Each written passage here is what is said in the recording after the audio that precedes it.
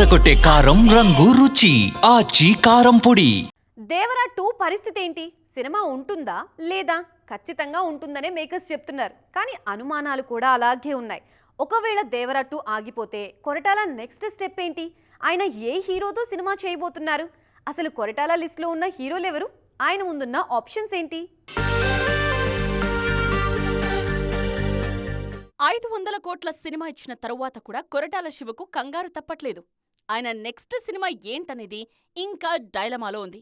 ఒకవైపు దేవరా 2 ఉందని ఖచ్చితంగా చెప్తున్నారు మేకర్స్.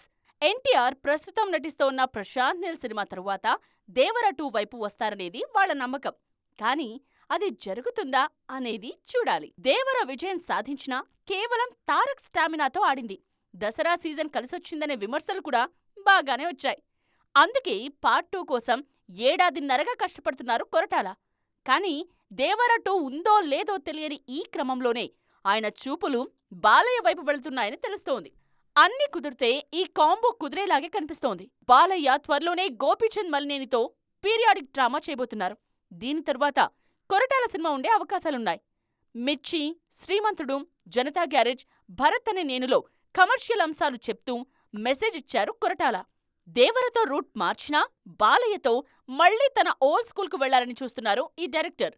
చూడాలిక ఏం జరగబోతోందో.